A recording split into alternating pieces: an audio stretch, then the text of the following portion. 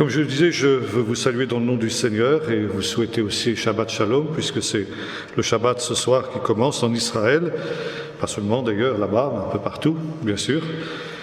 Et donc, nous avons cette possibilité encore ce soir d'ouvrir la sainte parole de Dieu.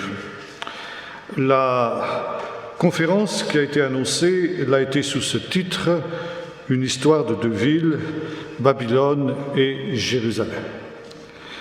Et pour introduire cette réflexion ce soir, j'aimerais que nous fassions quelques lectures. Tout d'abord dans le livre des psaumes, et nous lisons d'abord au psaume 122.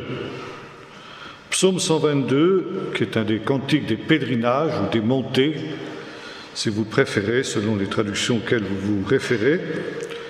Donc, cantique des montées de David. Je suis dans la joie quand on me dit « Allons à la maison de l'Éternel ». Nos pieds se sont arrêtés dans tes portes, Jérusalem, Jérusalem, toi qui es bâtie comme une ville, qui forme un ensemble bien uni. Nous faisons une deuxième lecture maintenant dans le livre du prophète Ésaïe, au chapitre 54 et au verset 11. Verset 11. Ésaïe 54, verset 11. Malheureuse, battue par la tempête que nul ne console, voici, je garnirai tes pierres de stuc, je te donnerai des fondements de saphir, je ferai tes créneaux de rubis, tes portes d'escarboucle et toute ton enceinte de pierres précieuses. Tous tes fils seront disciples de l'Éternel, et grande sera la prospérité de tes fils. Deux autres lectures maintenant, cette fois-ci dans le Nouveau Testament, dans l'Épître aux Galates tout d'abord, au chapitre 4, et nous lisons au verset 21. Galates, chapitre 4 et verset 21. Il est écrit qu'Abraham eut deux fils, un de la femme esclave et un de la femme libre. Mais celui de l'esclave fut engendré selon la chair et celui de la femme libre en vertu de la promesse. Il y a là une allégorie, car ces femmes sont deux alliances. L'une, celle du mont Sinaï, qui enfante dans l'esclavage, c'est Agar. Agar, c'est le mont Sinaï en Arabie, et elle correspond à la Jérusalem actuelle, car elle est dans l'esclavage avec ses enfants. Mais la Jérusalem d'en haut est libre, c'est elle qui est notre mère. En effet, il est écrit « Réjouis-toi stérile, toi qui n'enfantes pas, éclate de cris de joie, pousse des cris, toi qui n'as pas éprouvé de douleur, car les enfants de la délaissée seront plus nombreux de ceux de la femme qui a un mari. » Et un dernier texte maintenant dans l'Épître aux Hébreux, au chapitre 11 et au verset 10. Déjà, nous pouvons lire au verset 9. C'est par la foi qu'Abraham, donc, vint s'établir dans la terre promise comme dans un pays étranger, habitant sous des tentes, ainsi qu'Isaac et Jacob, héritiers avec lui de la même promesse. Car il attendait la ville, la cité qui a de solides fondations, celle dont Dieu est l'architecte et le constructeur. C'est le célèbre romancier anglais Charles Dickens qui a écrit un roman célèbre outre-Manche qui porte ce nom, A Tale of Two Cities, une histoire de deux villes. Ce titre que Dickens a donné à son roman pourrait aussi résumer le message de la Bible tout entière. La Bible aussi est une histoire de deux villes. Et les sages d'Israël ont dit, dans le monde, il y a seulement deux villes, Babylone et Jérusalem. Babylone, c'est la cité des hommes. Cette cité qui englobe le monde entier. Et cette cité qui devient aujourd'hui ce que l'on appelle le grand village mondial. Et en face de Babylone, il y a Jérusalem, la cité de Dieu, la cité céleste. Et toujours ces mêmes sages ont dit ceci, le propre de ces deux villes, c'est qu'elles ne peuvent pas exister ensemble. Quand l'une existe, l'autre est en ruine. Et quand l'autre est en ruine, la première existe. Et on pourrait prendre toute la Bible et constater justement comment ces deux villes sont toujours en opposition depuis les origines jusqu'à la fin, depuis la Genèse jusqu'à l'Apocalypse.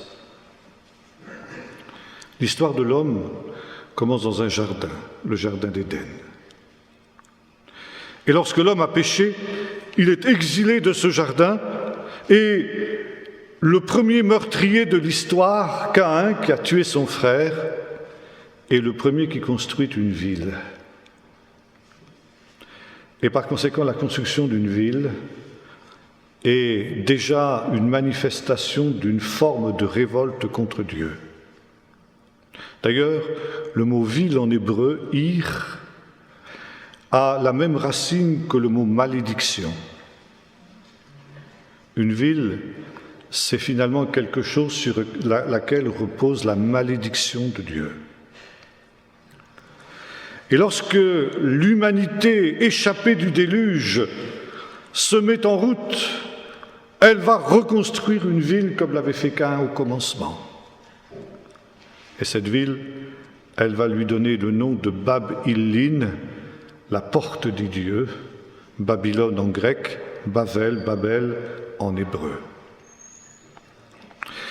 Et Dieu intervient, Dieu descend pour empêcher les hommes de construire la ville, une ville qui engloberait le monde entier. C'est-à-dire une ville, pour reprendre ce que nous disions tout à l'heure, qui serait déjà un grand village mondial. Dieu intervient, il descend, il confond le projet des hommes, d'où le nom de Bavel en hébreu, qui vient du mot bilboul, bouleversement, confusion. Et les hommes cessent de construire la ville. Or, nous voyons que l'histoire humaine, c'est toujours le vieux rêve de Babel. Les hommes ont toujours ce rêve de construire une civilisation mondiale. Une civilisation qui engloberait toute l'humanité et une civilisation d'où Dieu serait exclu. Car Babel, c'est l'endroit d'où Dieu est exclu. Dieu n'y a pas sa place. Et les hommes, à toutes les époques, ont essayé de construire Babel. Et finalement, jusqu'à maintenant, ils n'ont jamais réussi. Toujours, Dieu est descendu, comme il l'avait fait dans la première Babel, pour arrêter le dessein des hommes. Et quand Dieu intervient pour empêcher les hommes de construire Babel, c'est lui qui construit une autre ville. Et cette autre ville, c'est Jérusalem. Il a d'abord fallu que Babel soit détruite pour que Dieu puisse construire Jérusalem. Et c'est alors justement que la civilisation babylonienne, qui était une des plus grandes et des plus importantes civilisations de l'Orient ancien, connaît une période de déclin incompréhensible pour les historiens. C'est dans cette période que David s'empare de Jébus, la cité de Jébus, et qu'il la nomme Sion, Jérusalem.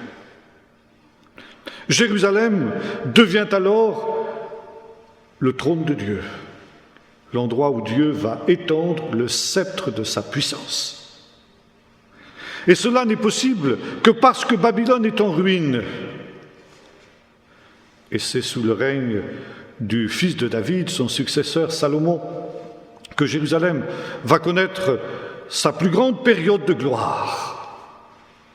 Jérusalem, c'est pour la Bible un synonyme aussi de tout Israël. Jérusalem incarne, représente le peuple d'Israël, la nation, la terre d'Israël tout entière. Et Salomon parvient à réaliser un projet unique dans l'histoire, créer un empire qui va de l'Euphrate jusqu'au Nil. Encore une fois, c'est rendu possible parce que Babylone est en ruine. Babylone connaît cette période de déclin inexplicable et inexpliquée à cette période. Et puis, Babylone renaît de ses cendres. Et on assiste à ce mouvement où Babylone est en train de ressurgir et Jérusalem est en train de décliner. Et quand Babylone a à nouveau atteint son apogée, sa puissance d'antan avec le roi Nebuchadnezzar, en 587, ce roi, avec toutes les armées de Babylone, monte contre Jérusalem et l'anéantit. Jérusalem est détruite et ses habitants sont dispersés sur les bords des fleuves de Babylone, comme le lit le psaume 137. Sur les bords des fleuves de Babylone, nous étions assis et nous pleurions. Et c'est là que le psaume se termine par cette parole « Si je t'oublie, Jérusalem, que ma droite m'oublie ».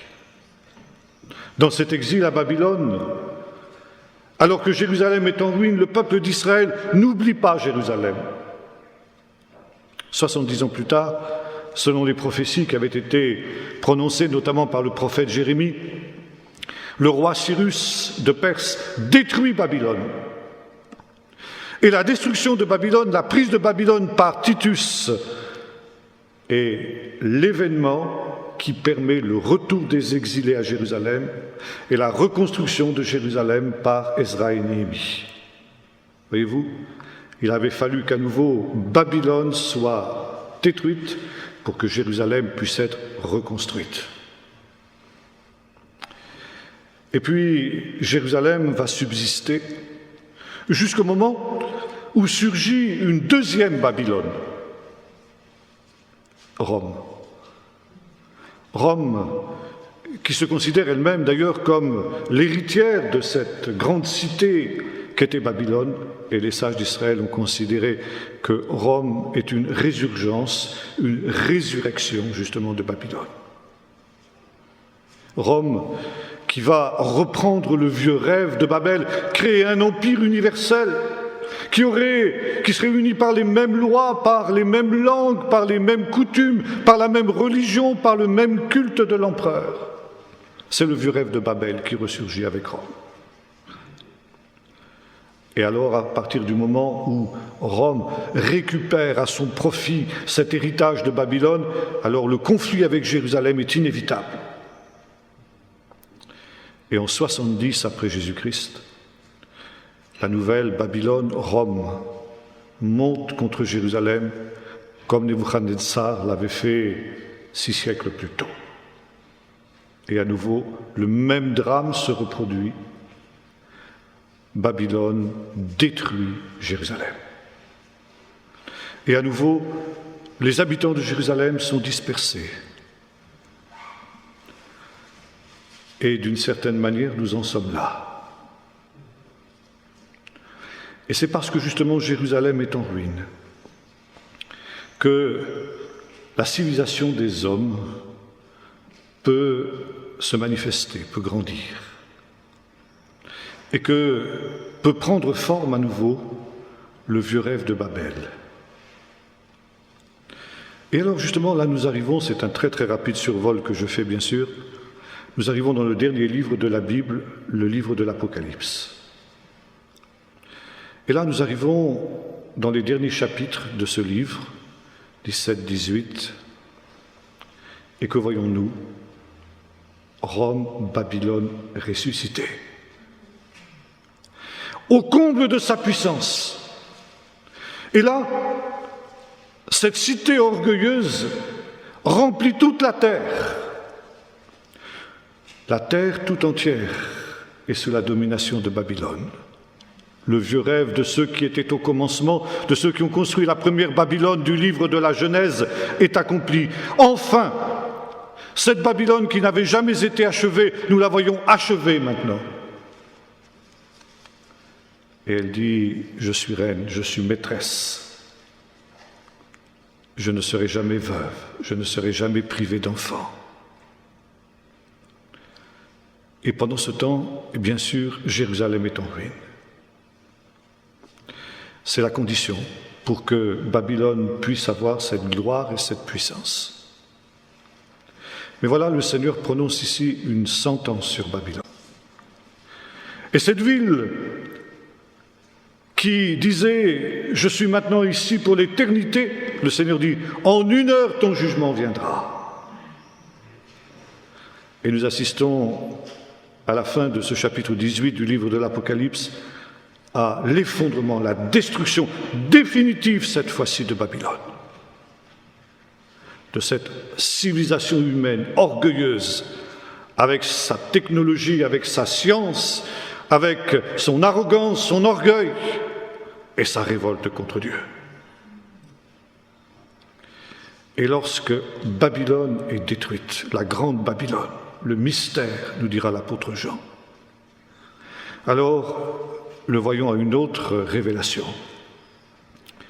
Il voit à nouveau Jérusalem, mais la nouvelle Jérusalem qui descend du ciel, sur une terre renouvelée et dans un ciel nouveau, d'un ciel nouveau.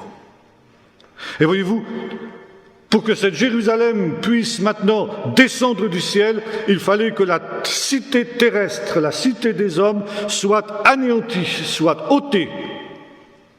Parce que, comme le disaient nos sages, nous disions tout à l'heure, il y a sur la terre seulement 2 villes, Babylone et Jérusalem. Et à la fin, lorsque s'achève justement cette histoire biblique, il n'y a plus qu'une seule ville, Jérusalem. Babylone a définitivement disparu. Maintenant, quand nous parlons de 2 villes, il y a un autre aspect à prendre en compte. C'est justement ce qui concerne Jérusalem. Jérusalem aussi, l'histoire de Jérusalem, c'est aussi une histoire de 2 villes. Et ça, seulement si on comprend l'hébreu, on peut comprendre ça. Parce que Jérusalem, en hébreu, Yerushalayim, c'est une forme grammaticale hébraïque très particulière, qu'on appelle le duel, la forme duel. Ça veut dire c'est un pluriel qui concerne tout ce qui va par 2. Le pluriel normal, c'est im, et le duel, c'est aim. Yadaim, les mains, oznaim, les oreilles, et naim, les yeux, parce que nous en avons 2. Mais quand on parlera au-delà de 2, on emploie une autre forme du pluriel qui est le pluriel en im. Alors ici, le nom de Jérusalem en hébreu, c'est Yerushalayim. Ça veut dire que nous avons cette forme particulière de la grammaire hébraïque qui s'applique à tout ce qui va par paire, à tout ce qui va par 2. Et bien sûr, cette particularité n'a pas échappé aux rabbins. Parfois, dans la Bible, rarement, Jérusalem se dit Yerushalem, ce qui serait à peu près logique. Mais la plupart du temps, Jérusalem se dit Yerushalayim. Alors les sages ont dit ça veut dire une chose, c'est qu'en réalité, il y a 2 Jérusalem. Et justement, nous avons des lectures que nous avons faites tout à l'heure qui vont dans ce sens. Psaume 122 d'abord. Jérusalem, tu es construite comme une ville dont les parties sont unies. Ça veut dire qu'il y a au moins 2 parties. Et puis, nous lisons ce que Paul écrit aux Galates, nous l'avons fait tout à l'heure. Et Paul nous parle là, justement, dans ce texte, de 2 Jérusalem.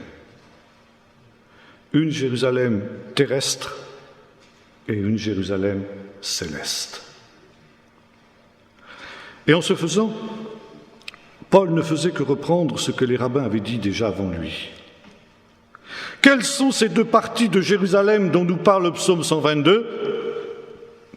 c'est qu'il y a une Jérusalem terrestre qui est l'image, le reflet de la Jérusalem céleste. Maintenant, l'auteur qui a écrit l'Épître aux Hébreux reprend aussi cette même idée. Il nous dit que les patriarches, Abraham, Isaac et Jacob, qui se sont sentis, à cause de l'appel de Dieu, étrangers et voyageurs sur la terre, ont quitté le pays de Babylone. Voyez-vous, il nous faut lire le récit de la tour de Babel dans le chapitre 11 du livre de la Genèse avec le chapitre 12 qui est l'appel d'Abraham. Et en général, nos Bibles mettent un sous-titre qui coupe. Les 11 premiers chapitres du livre de la Genèse, c'est les origines de l'humanité, et à partir du chapitre 12, l'histoire d'Abraham, c'est l'histoire d'Israël. En fait, le chapitre 11 et le chapitre 12 forment un tout. Abraham quitte Ur des Chaldéens, c'est-à-dire le pays de Babylone. Babylone, qui à cette époque-là, nous l'avons dit tout à l'heure, était à son apogée. La civilisation d'où Abraham sort était une des civilisations les plus brillantes du monde de l'époque. Ça correspondrait, si vous voulez, qu'est-ce que je veux dire, aux États-Unis d'aujourd'hui, quelque chose comme ça. Et le Seigneur dit à Abraham, quitte cette civilisation brillante, quitte cette vie confortable et facile dans laquelle tu es installé, qui n'est pas la terre promise. Les hommes ont voulu la considérer comme la terre promise, ils ont voulu se faire un nom, ça veut dire dans le langage biblique, ils ont voulu être leur propre maître. Nommer quelqu'un, c'est prendre un pouvoir sur lui. Quand Dieu nomme les animaux, il prend un pouvoir sur eux. Parce que Dieu a voulu que l'homme domine sur les animaux, alors il amène les animaux vers l'homme dans le livre de la Genèse pour qu'il leur donne un nom, ça veut dire qu'ils prennent pouvoir sur lui. Et Dieu est aussi celui qui nomme l'homme. Et notamment lorsqu'il prend un homme, il l'appelle, souvent Dieu change son nom, lui donne un nom nouveau, symbole que maintenant il appartient à Dieu. Nous trouvons ça par exemple le chapitre 43 du livre du prophète Ésaïe, où le Seigneur dit ceci, ainsi par le Seigneur qui t'a créé, Jacob, celui qui t'a formé Israël. Je t'appelle par ton nom. Et parce que je t'appelle par ton nom, tu m'appartiens. Et Dieu va changer le nom d'Abraham, il va lui donner un nom nouveau, Abraham. Et il dit, je rendrai ton nom grand, je te ferai un nom, je te nomme. Mais les hommes de Babel ont voulu se faire un nom, ils ont voulu se nommer eux-mêmes, ça veut dire qu'ils ont voulu être leur propre maître. Et la civilisation de Babel, nous le disions tout à l'heure, c'est une civilisation d'où Dieu est exclu, où l'homme ne veut pas être soumis à Dieu, il veut être son propre maître. Et à cause de cela, Abraham quitte Babel. Et il se met en route vers le pays promis. Et l'auteur de l'Épître aux Hébreux nous dit ceci, cette ville, ce pays promis, c'est une ville. La cité qui a des solides fondements, celle dont Dieu est l'architecte et le constructeur. Et au chapitre suivant de l'Épître aux Hébreux, nous retrouvons justement cette Jérusalem céleste. Il nous est dit ceci, vous ne vous êtes pas approchés du mont Sinaï, mais de la cité de Dieu, de la Jérusalem céleste. Il y a donc deux Jérusalem, une Jérusalem céleste et une Jérusalem terrestre. Et les sages ont dit ceci, en interprétant le psaume 122, « Tu es bâti comme une ville dont les deux parties sont solidement unies ». Et là, nous retrouvons un petit peu cette même idée dans les textes du Nouveau Testament que nous avons cités dans l'Épître aux Hébreux. Une ville inébranlable. Et les sages ont dit ce qui se passera au dernier jour, c'est l'accomplissement de cette prophétie. La ville de Jérusalem, dans ses deux parties, sera réunifiée. Il y a quelques jours, 2 jours très exactement, nous commémorions la réunification de Jérusalem il y a 40 ans, lors de la guerre des 6 jours. Pendant 19 ans, entre 1949 et 1967, la ville de Jérusalem avait été coupée en 2 par une frontière qui interdisait tout contact entre ces 2 parties de la ville. Et ce jour, j'évoquais avant-hier à Lausanne comment justement, quelques jours après cette victoire éclair d'Israël, cette frontière avait disparu et Jérusalem avait été réunifiée. Et lorsque cet événement avait eu lieu, le peuple d'Israël avait l'impression justement que c'était cette prophétie du psaume 122 qui était accomplie. Jérusalem, tu es bâtie comme une ville dont les 2 parties sont réunifiées. Mais il y a encore une dimension à venir. Et les sages ont dit ceci au dernier jour: la Jérusalem céleste descendra du ciel pour s'unir avec la Jérusalem terrestre, et les 2 n'en feront plus qu'une. Et la prophétie sera accomplie. Et lorsque nous lisons justement le livre de l'Apocalypse, chapitre 21, chapitre 22, nous voyons la réalisation de cette prophétie. Babylone a disparu, nous l'avons vu tout à l'heure, et Jean voit descendre du ciel la Jérusalem céleste, qui vient s'unir avec la Jérusalem terrestre, pour que justement les 2 villes n'en fassent plus qu'une. Alors, il y a un autre texte aussi qui nous parle de cette réalité, c'est le texte d'Ésaïe 54, que nous avons lu tout à l'heure. Malheureuse, battue par la tempête que nul ne console. Et là, il est question de la construction, la reconstruction de Jérusalem. Le prophète prophétise au moment où Jérusalem a été détruite et déportée en Babylonie, comme nous l'avons dit tout à l'heure. Et dans ce temps, le Seigneur dit, eh bien que s'il est vrai que pour l'heure, Jérusalem est détruite, elle est comme cette malheureuse battue par la tempête, il viendra un temps où Dieu lui-même va reconstruire Jérusalem. Et nous avons la même pensée que dans l'Épître aux Hébreux, il attendait la cité qui a des solides fondements, celle dont Dieu est l'architecte et le constructeur. Et Dieu dit ceci, « Je construirai les murailles de Jérusalem, les remparts de Jérusalem, avec des pierres précieuses. » Et ces pierres précieuses, elles s'apparaissent d'une manière très particulière dans la suite de ce récit. Ce sont les fils de Jérusalem. Ça veut dire que Dieu va construire cette Jérusalem-là, non pas avec des pierres mortes, mais avec des pierres vivantes. Et là, il faut savoir aussi que le prophète fait un jeu de mots à partir du mot pierre et du mot fils en hébreu. Parce que ces mots en hébreu sont voisins. Des pierres, ça se dit avanim, et des fils, ça se dit banim. C'est presque pareil. Et voyez-vous, Jean-Baptiste fait le même jeu de mots. Lorsque les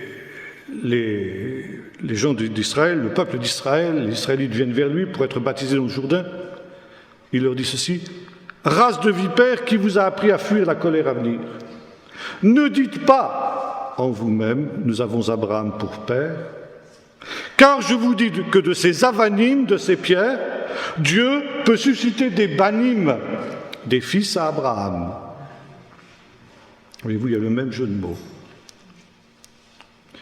Alors la nouvelle Jérusalem va être construite par des pierres précieuses, et ces pierres précieuses vont être des hommes, des fils de Jérusalem, qui seront comme des pierres précieuses qui ont été travaillées, qui ont été sanctifiées, qui ont été taillées pour pouvoir construire justement le rempart de la Nouvelle Jérusalem.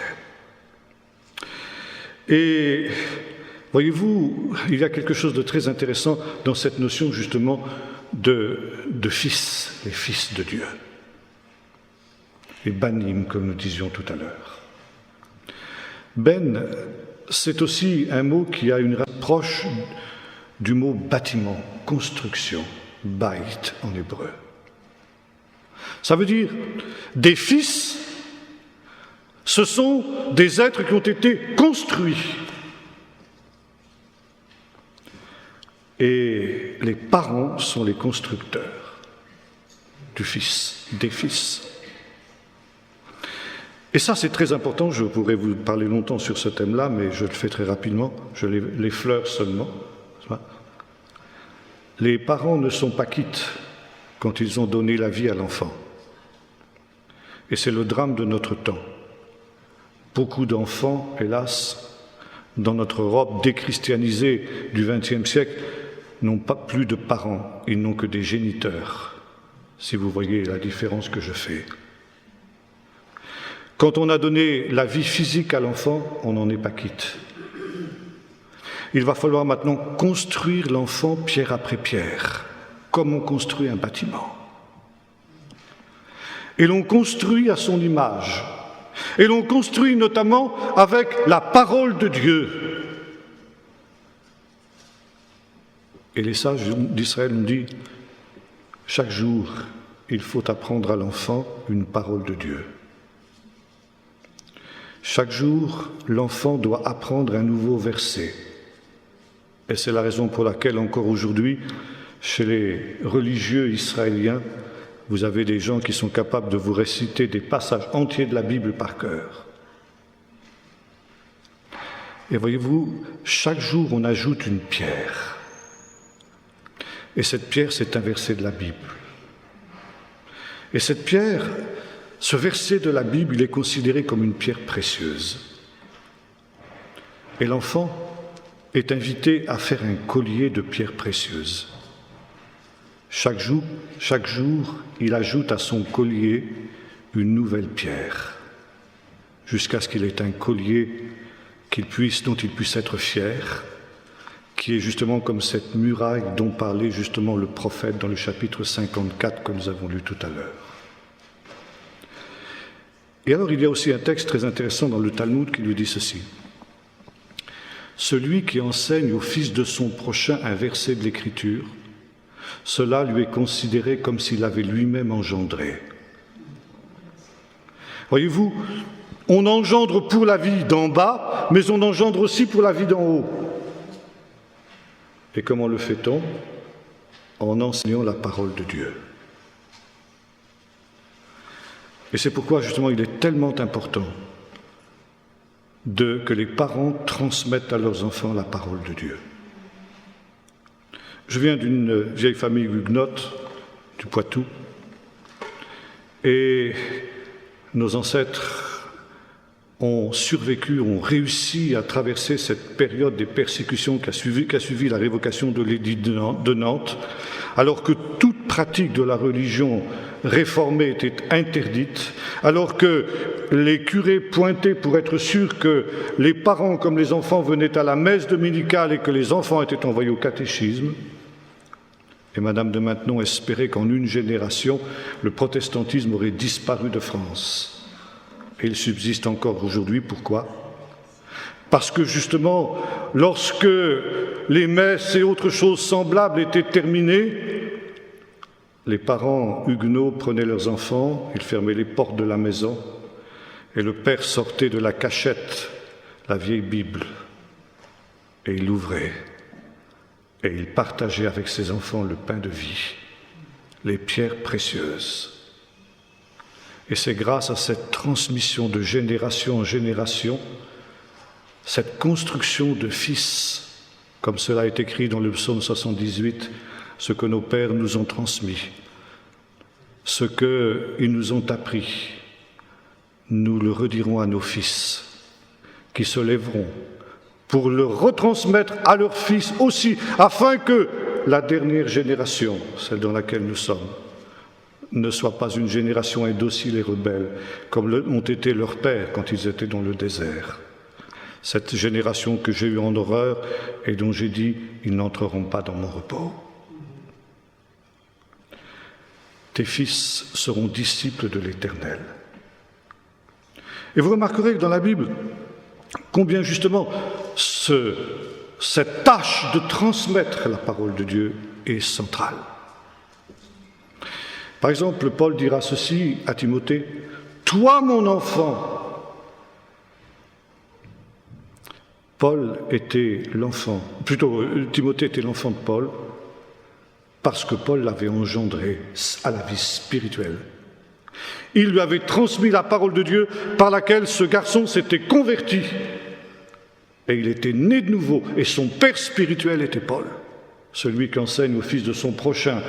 Un verset d'Écriture, cela lui est considéré comme s'il avait lui-même engendré. Et Paul se réfère à ce texte des sages qu'il connaissait. À Philémon, auquel il renvoie son esclave qui s'est enfui, mais qui s'est converti au contact de Paul, Onésime, il lui dit « Je te renvoie Onésime, mon enfant que j'ai enfanté dans les chaînes ». Aux Corinthiens qui se donnent toutes sortes de maîtres qui les égarent, il dit « Combien même vous auriez 10 000 maîtres, vous n'avez qu'un seul père, parce que c'est moi qui étais le premier à vous transmettre la parole de Dieu. C'est moi qui vous ai enfanté à la vie de l'Esprit. Tes fils seront disciples de l'Éternel. » Et alors, justement, il faut longtemps pour construire un fils. Il faut le tailler comme on taille une pierre précieuse. Et c'est avec ces pierres précieuses, ces fils qui ont été taillés, que le Seigneur construit cette Jérusalem qui a des solides fondements et celle dont Dieu est l'architecte et le constructeur. Revenons quelques instants sur ce verset. Nous avons parlé des pierres précieuses, les fils, tes fils. Mais le texte d'Hébreu nous dit, cette cité de Jérusalem, elle a aussi de solides fondements. Alors, il nous faut parler quelques instants des fondements. Le texte d'Ésaïe 54 nous parle aussi des fondements de la nouvelle Jérusalem. Et Hébreu nous parle que ces fondements sont tellement solides que lorsque tout sera ébranlé, notamment la cité des hommes Babylone, la cité de Dieu Jérusalem ne sera pas ébranlée parce qu'elle a des solides fondements. Il y a à Jérusalem une pierre qui est vénérée, qu'on appelle Even Ashtia. On la considère comme la pierre de fondement. Cette pierre, aujourd'hui, elle est abritée par le dôme du rocher que les musulmans vénèrent aussi. Ils ont repris cette tradition de la Bible. La plupart des archéologues pensent que cette pierre, cette énorme pierre, était l'aire d'Ornan le Yévousien, sur lequel David a offert un sacrifice et qui est devenu le lieu très saint qui se trouvait dans le temple de Jérusalem. La pierre de fondement. Et il y a de très nombreux textes qui nous parlent de cette pierre. Le Seigneur dit ceci dans le livre chapitre 24 du prophète Ésaïe, « Voici, je place en Sion une pierre choisie, précieuse. Et tous ceux qui la prendront pour appui, tous ceux qui viendront s'y réfugier, seront à l'abri, ils n'auront pas hâte de fuir. » Le prophète Zacharie nous parle aussi de cette pierre. Il nous dit qu'au temps de la fin, Jérusalem sera comme une pierre lourde à soulever. Toutes les nations essaieront de soulever cette nation, mais ils se meurtriront sur elle, parce que c'est une pierre qui est inébranlable. Le psaume 118 nous parle aussi de cette pierre. Il nous dit que cette pierre, c'est la pierre de fondement. La pierre autour de laquelle se construit cette nouvelle Jérusalem, cette ville de Dieu. Mais les bâtisseurs ont eu la tentation de rejeter cette pierre. La pierre qui a été rejetée par ceux qui bâtissaient est devenue la principale de l'angle. Selon les sages, cette pierre n'était autre que la pierre de Béthel, la pierre sur laquelle dont Jacob avait fait son chevet quand il fuyait le pays d'Israël et qui a ensuite été transporté à Jérusalem. C'est une légende, bien sûr. Mais enfin, ça nous montre l'importance de cette pierre. Cette pierre a été assimilée avec Abraham. En Ésaïe 51, il nous est dit ceci: « Portez le regard vers le rocher dont vous avez été tirés. » Abraham est appelé le rocher, le fondement du peuple. C'est sur Abraham que le peuple a été construit. Et sur cette pierre d'Abraham, il y avait 12 fondements, les 12 fils de Jacob, qui étaient les 12 fondements de la nation d'Israël, parce qu'ils étaient fils d'Abraham le rocher. Et voyez-vous, nous retrouvons cette image de la pierre dans le Nouveau Testament aussi, c'est très intéressant. La pierre de fondement, la pierre rejetée par ceux qui bâtissaient, elle est identifiée avec Jésus, le Messie. Ce n'était pas non plus une innovation parce que déjà les sages d'Israël avaient dit cela. Et j'ai parlé de la pierre de Béthel tout à l'heure, et il nous est dit ceci, que lorsque Jacob a réalisé que cette pierre de Béthel n'était autre que la porte des cieux, le fondement sur lequel se trouvait cette échelle qui permettait d'accéder à la Jérusalem céleste, qui faisait la liaison avec la cité de Dieu, il a pris cette pierre, il l'a ointe d'huile. Et ça se dit Machar en hébreu, d'où le mot Mashiach, le Messie. Et les sages ont dit, la pierre de Béthel n'est autre que le Messie parce qu'elle a été ointe d'huile par Jacob. Et les sages ont dit aussi, parce que cette pierre est le Messie, cette pierre sera rejetée par ceux qui bâtissent, et notamment justement par les nations qui chercheront à la rejeter. Mais Dieu mettra cette pierre en Sion, cette pierre précieuse, et toutes les nations viendront se meurtrir sur elle. Et maintenant, quand vous lisez ce que Paul nous dit dans l'Épître aux Éphésiens, chapitre 2, vous retrouvez aussi cette idée. Il dit ceci, vous, les croyants, édifiez-vous comme des pierres vivantes. Vous êtes des pierres précieuses. Et vous avez été établis sur le fondement des apôtres et des prophètes, Jésus lui-même étant la pierre d'angle, la pierre fondamentale. Et alors, quand nous regardons justement la vision de la nouvelle Jérusalem dans l'Apocalypse, nous voyons aussi quelque chose de très intéressant. La nouvelle Jérusalem est aussi construite avec des pierres précieuses. Les murailles de la Jérusalem nouvelle sont construites avec des pierres précieuses. Et il y a dans cette Jérusalem 12 portes. Et sur les 12 portes, il y a le nom des 12 patriarches, des 12 fils de Jacob. Et sur les fondements de ces portes, il y a le nom des 12 apôtres de l'agneau. Vous avez été établis sur le fondement des apôtres et des prophètes. Et maintenant, il y a une chose encore très intéressante à noter lorsque nous parlons de Jérusalem nouvelle, c'est que ces portes sont aussi des pierres précieuses. Et il y a 12 pierres précieuses qui correspondent à ces 12 tribus d'Israël. L'identification de ces pierres précieuses nous est donnée. Vous le relirez, vous en relirez la liste, je ne le fais pas ce soir parce que ce serait trop long. Mais si vous comparez cette liste avec un autre texte, celui d'Exode, je vais vous dire exactement le texte d'Exode, se retrouve ici dans mes notes, voyons, c'est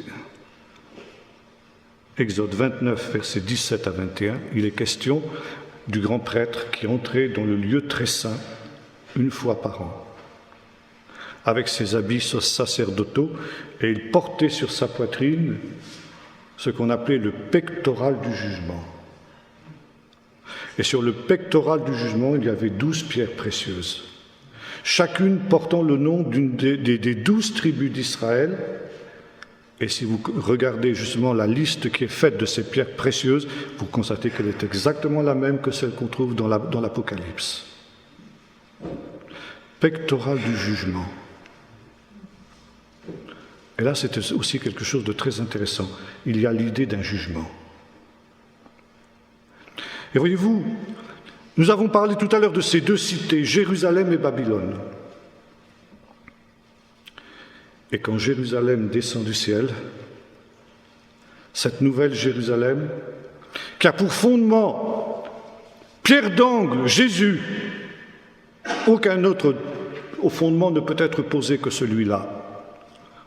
Et vous avez ce texte aussi de Matthieu où le Seigneur dit à Pierre, quand il lui dit « Mais qui dit-on que je suis ?» Pierre répond « Tu es le Messie et le Fils du Dieu vivant. »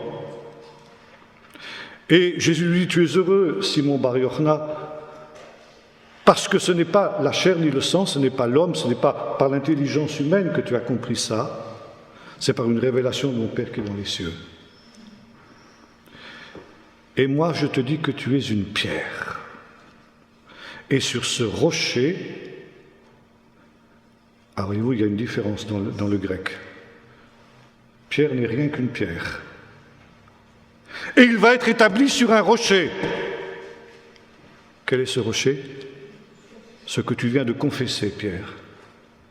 Tu es le Messie et le Fils du Dieu vivant. Tu viens de poser le fondement. Aucun autre fondement que celui-là ne peut être posé. Et le fondement de l'Église et de la Jérusalem nouvelle, c'est cette affirmation « Jésus est le Messie et le Fils du Dieu vivant ». Et les apôtres sont des colonnes, des pierres. Dans l'Épître aux Galates, il nous est dit qu'il y avait 3 apôtres qui étaient considérés comme des colonnes sur lesquelles justement l'édifice s'appuyait, les pierres vivantes qu'étaient les fils venaient s'appuyer. Alors, ce n'est qu'au dernier jour, nous dit le chapitre 54 d'Ésaïe, que ces pierres précieuses étincelleront dans toute leur splendeur. Israël est un des pays où on travaille le diamant. Il n'y a pas de diamant en Israël, mais c'est un pays qui travaille le diamant. Et il m'est arrivé à plusieurs reprises de visiter des usines de taille de diamant en Israël. Et quand on voit justement un diamant brut, vous savez, pour un profane, ce n'est rien qu'un vulgaire caillou. Vous le verriez par terre, vous ne le ramasseriez pas. Il faut être un spécialiste pour savoir que ça, c'est un diamant. Et avant, quand vous voyez le diamant brut et le produit fini, vous dites, mais c'est pas possible, ça, c'est ça. Or, pour arriver de ça à ça, il y a tout un processus, un travail phénoménal, de taille extrêmement minutieux, extrêmement précis, des heures de travail. Et ce n'est qu'à la fin que le produit fini étincelle de 1000 feux. Le Seigneur veut nous prendre comme ces pierres brutes. Rien ne nous distingue. Et ce n'est qu'au dernier jour, quand la Jérusalem descendra du ciel, nouvelle, que nous étincellerons comme des diamants parce que le travail de Dieu aura été accompli en nous. Alors justement, il y aura une autre réalité ce jour-là. C'est que ces pierres précieuses, et nous disons cela aussi, Jésus dit ceci à ses apôtres, au renouvellement de toutes choses, vous serez assis sur 12 trônes pour juger les 12 tribus d'Israël. Et dans l'Apocalypse, Jésus dit ça à chaque croyant. Celui qui vaincra s'assiera avec moi sur son trône. Le trône, c'est l'endroit du jugement. Et quand ce que nous sommes sera pleinement manifesté au dernier jour, la cité des hommes, Babylone, sera jugée, le pectoral du jugement.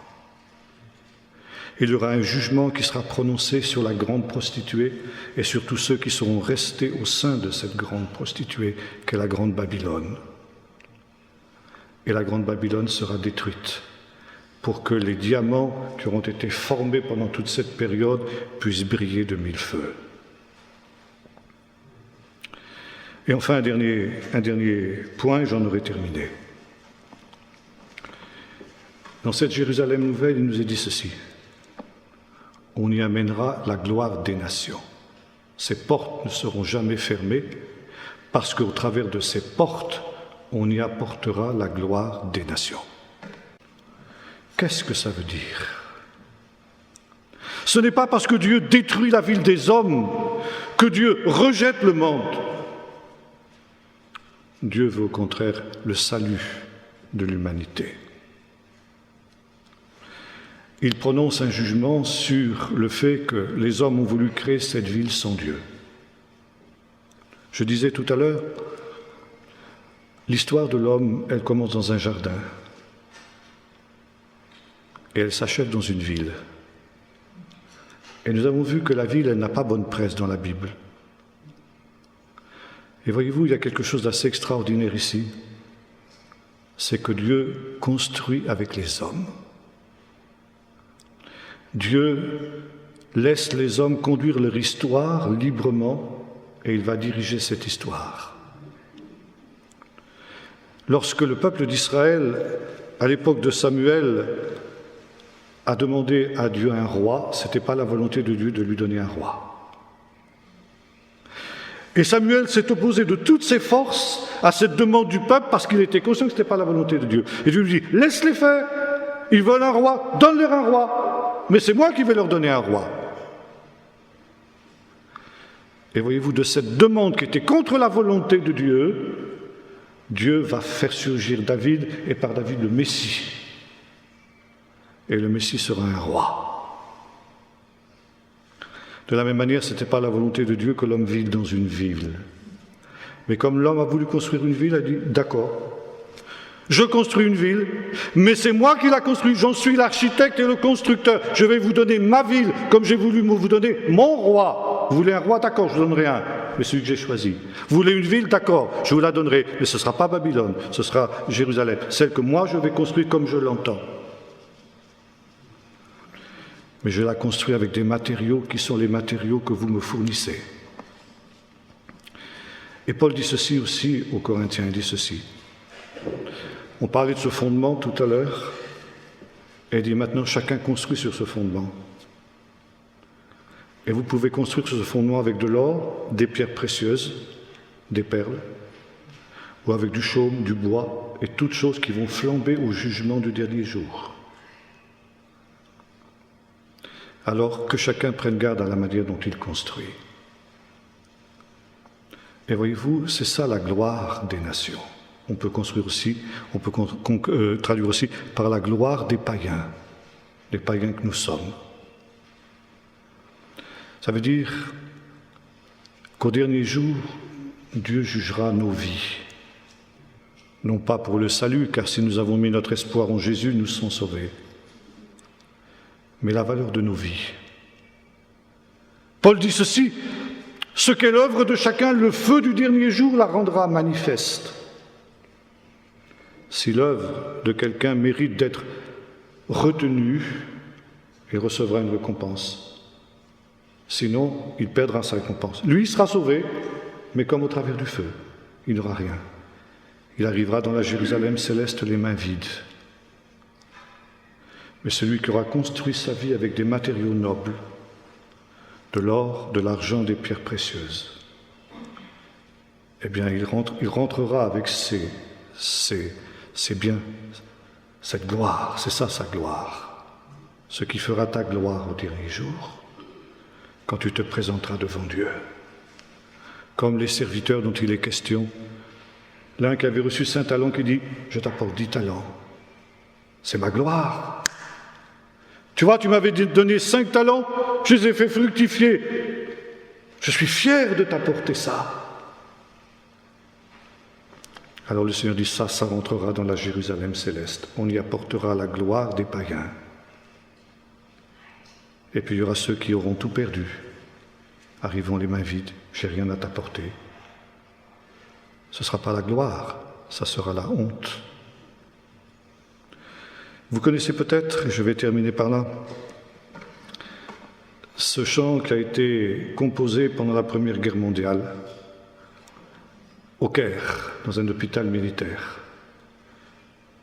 Là, des soldats qui avaient été blessés au front étaient soignés et une dame chrétienne allait visiter ces soldats pour essayer de les réconforter, leur apporter la parole de l'Évangile.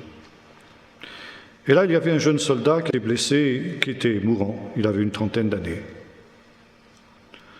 Et bien sûr, pour ce garçon qui sentait la mort qui venait, c'était une chose terrible. Et cette dame lui avait parlé de l'Évangile. Et ce garçon s'était converti. Il avait reçu l'assurance de la vie éternelle. Et toute angoisse, toute crainte était partie. La joie du salut était entrée dans son cœur. Et cette femme avait quitté ce garçon rayonnant de joie.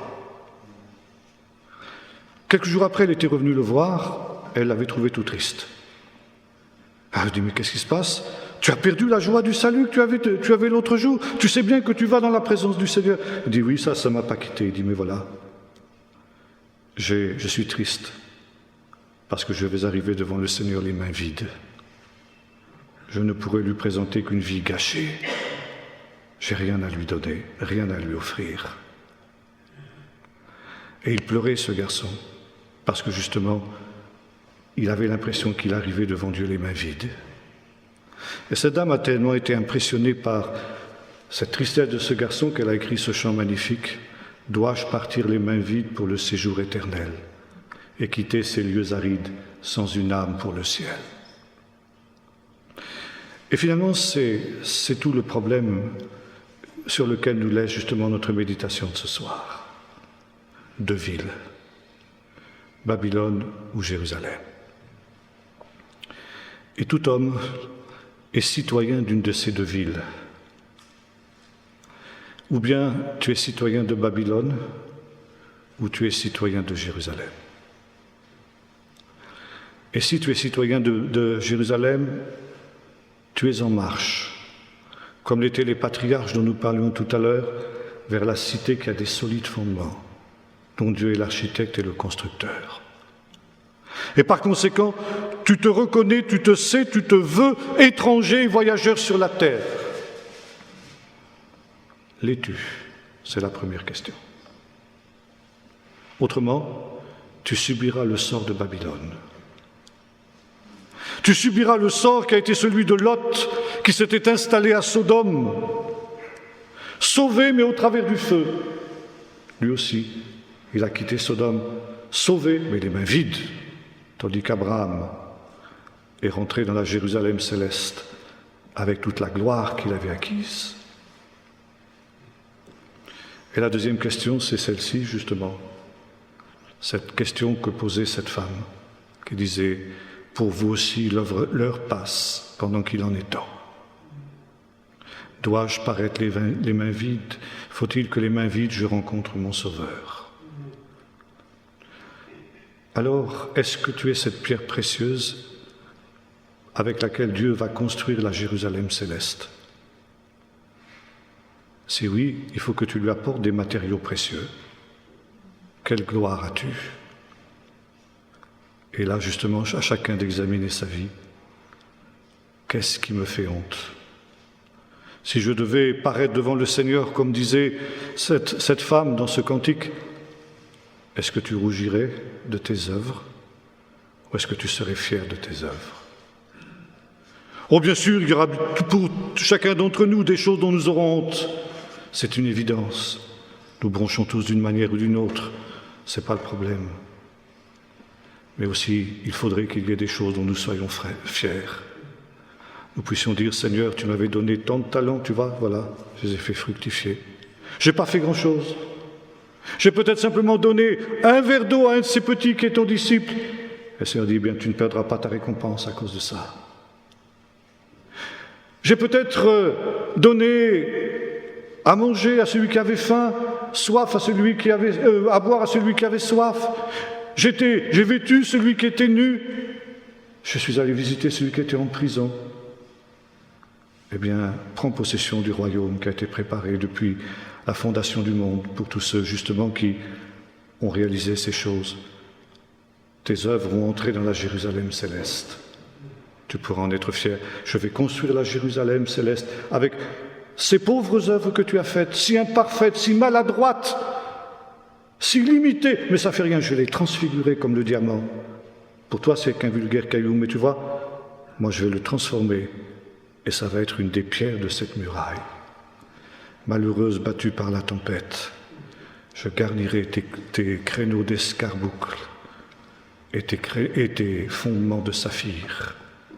Tous tes fils seront disciples de l'Éternel.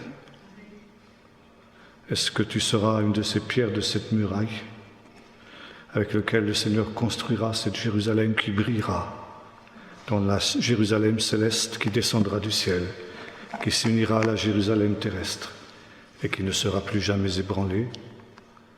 Eh bien, que chacun s'examine soi-même et qu'il réponde à cette question pendant qu'il en est temps. Comme disait ce cantique, il en est encore temps. Alors, eh bien, il est temps de laisser les vanités de ce monde pour s'attacher aux choses qui dureront, l'essentiel, ces pierres précieuses avec lesquelles le Seigneur construira cette muraille. Saphir, escarboucle, pierres précieuses, diamants, or, perles. Voilà ce que le Seigneur veut que nous lui apportions. On y apportera la gloire des païens, la gloire des nations. Prions maintenant.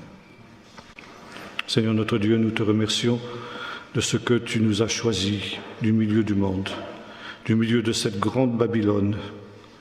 Et tu as voulu, Seigneur, nous construire comme un père construit ses enfants. Tu nous as instruits, construits par ta parole. Et tu as voulu, Seigneur, que nous ajoutions chaque jour une nouvelle pierre précieuse à ce collier, Seigneur, qui constituera notre gloire quand nous rentrerons dans les portes de la Jérusalem céleste. Aussi, Seigneur, nous voulons laisser de côté tout ce qui est paille, chaume et choses semblables.